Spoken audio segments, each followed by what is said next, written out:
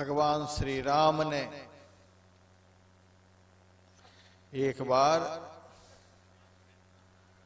बहुत बड़ी सभा बुलाई। उस सभा में गुरजन, पुरजन, सज्जन, जननी जन सबके सब एकत्रित हुए थे।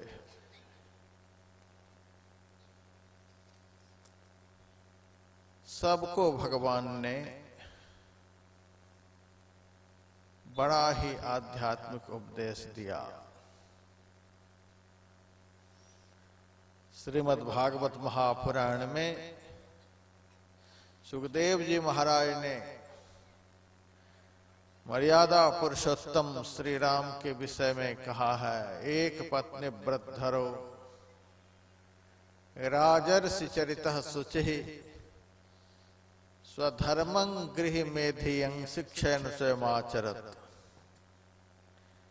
भगवान श्री राम एक पत्नी व्रतधारी थे। राजा होते हुए भी ऋषियों के ऐसे पवित्र चरित्र किया करते थे। ऐसे उपदेशक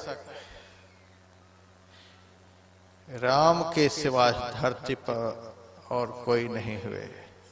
इसीलिए जब तक गुरु महाराज शरीर में रहे, कोई ऐसा दिन नहीं था जिस दिन राम के चरित्र को हमारे आराध्य देव नहीं सुनते थे। उस श्री राम ने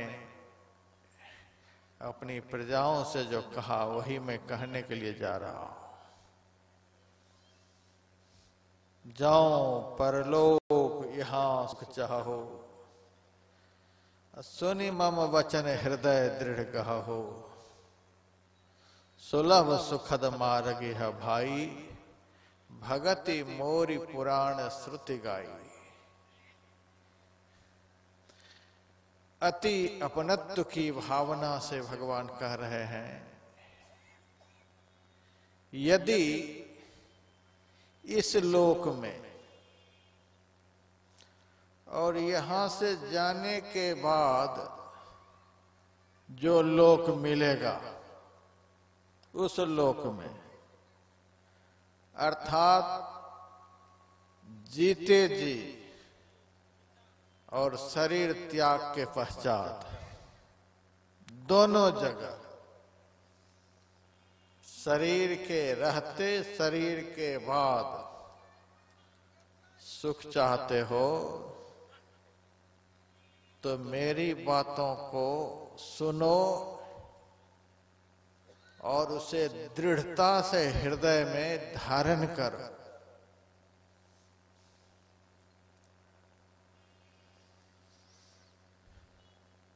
हम कभी दूसरी तरह से इस चौपाई का अर्थ लगाते हैं, जाओ परलोक यहाँ सुख चाहो। यदि परलोक का सुख तुम यहीं प्राप्त कर लेना चाहते हो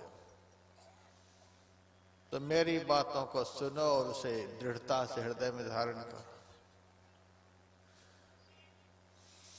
स्वर्ग के विषय में आप लोग सुनते हैं बड़ा सुख मिलता है,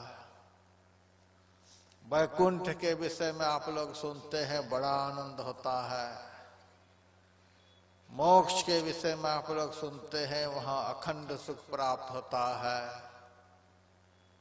होता है कि नहीं होता है।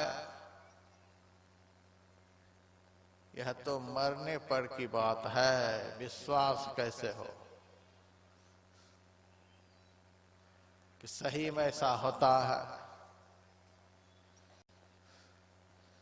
कबीर साहब ने तो कहा, अजहू मिला सो तबहू मिलेगा, नहीं तो जमपुर बासा। जो आज मिला है वही आगे भी मिलेगा।